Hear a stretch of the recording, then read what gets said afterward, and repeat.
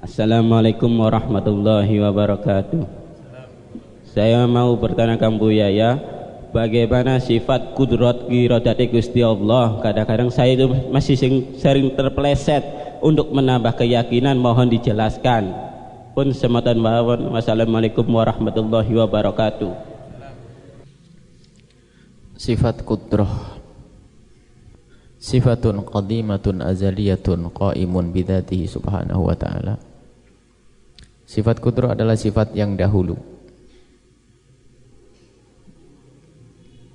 Sifat itu qadimah, dahulu, dan ada pada Allah subhanahu wa ta'ala.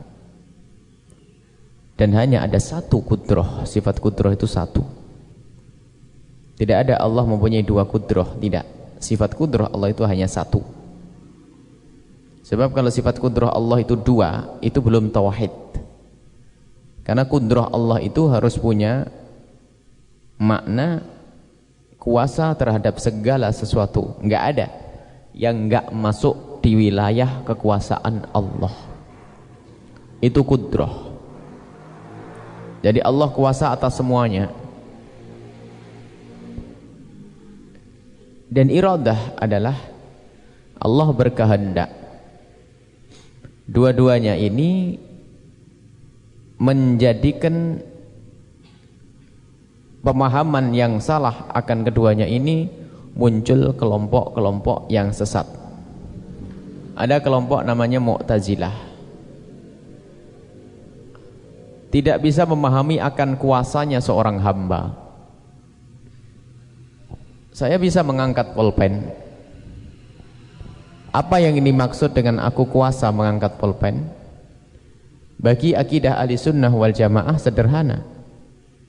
Ini adalah Allah menginginkan, berkehendak aku mengangkat pulpen, dan kekuatan ini Allah yang kasih. Bukan dari diri saya sendiri. Jadi antara kudrah dengan iradah harus digabung. Aku berkehendak, tapi Allah yang menjadikan aku berkehendak. Jadi jangan sampai seperti sebagian kelompok mengatakan kehendak itu dari diri saya sendiri, maka itu namanya qadariyah dan kekuatan dari diri saya sendiri. Sisi lain jabriyah, saya tidak punya kehendak apa-apa dan semua yang terjadi ini Allah yang menjalankan. Di saat ia berzina, kenapa kau berzina? Allah, saya hanya menjalankannya. Di saat ia mabuk, Allah. Itu adalah jabriyah yang tidak benar di dalam memahami akidah. Dia tidak paham bahwasanya dia juga punya kehendak. Ini adalah termasuk pembahasan yang panjang tentang iradah kita itu, bagaimana di hadapan iradah Allah. Sifat kemauan kita, kehendak kita di hadapan Allah Subhanahu wa taala itu seperti apa? Ini dibahas dalam panjang lebar. Allah berkehendak. Bagaimana dengan kita? Sebagian orang mengatakan, ini saya berkehendak, ini kemauan saya sendiri, saya mau ngangkat pulpen, ini saya berkehendak. Seolah-olah Allah tidak ada campur tangan di sini, tidak ada ikut-ikutan di sini. Saya berkehendak. Tapi giliran dia kehujanan, nggak dapat tempat untuk berlindung, kedinginan, gemeteran, suruh diamkan tangannya. Coba diamkan, nggak bisa. Siapa yang gerakkan tanganmu? Allah. Coba kalau memang kamu punya kehendak kan bisa hentikan. Tidak bisa dia menghentikan gerak tangannya. Artinya di sini memang ada kuasa Allah dan kehendak Allah Subhanahu wa taala. Makanya dalam bahasa sederhana, kehendak kita itu ada. Tapi ketahuilah, kehendak yang ada di dalam hati Anda menginginkan ini dan itu. Lalu Anda berkehendak pergi ke sini. Anda berkehendak untuk menulis, lalu Anda menulis. Itu adalah kehendak Anda. Benar kehendak Anda, tapi kehendak Anda itu ada karena Allah berkehendak. Dalam bahasa singkat tolong dicatat. Allah berkehendak untuk Anda berkehendak. Itu saja, sederhana. Daripada bicara panjang lebar yang ruwet. Allah menghendaki Anda berkehendak. Selesai. Artinya kehendak Anda itu karena Allah menghendaki. Jika Allah tidak menghendaki Anda berkehendak, tuh lihat orang yang tidak mau ngaji. Allah tidak menghendaki dia berkehendak ngaji.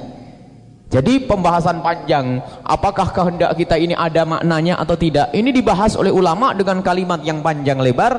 Ternyata bisa disimpulkan dalam kalimat yang sederhana, Allah berkehendak agar Anda berkehendak. Allah menghendaki Anda berkehendak. Selesai. Anda punya kuasa pun sama. Allah kuasa dan menghendaki Anda punya kekuatan. Sementara hakikat kekuatan Anda ini dari Allah. Nggak ada orang mah, saya kuat nih dengan diri saya sendiri, saya pukul bisa. Masya Allah. Nggak benar. Kita bisa memukul karena Allah memberikan kepada kita kekuatan. Tapi hakikat kudrah itu adalah hakikat yang punya adalah Allah. Sifat Allah subhanahu wa ta'ala kuasa. Dan Allah kuasa atas segala sesuatu. Tidak ada yang terlepas dari kuasa Allah subhanahu wa ta'ala. Ini adalah pembahasan insyaAllah. Benar nanti kalau sudah kita masuk bab tauhid, insyaAllah kita harus selama ini tauhid kita ini kurang. Sedikit demi sedikit nanti harus kita sisipkan masalah tauhid, keimanan kepada Allah subhanahu wa ta'ala.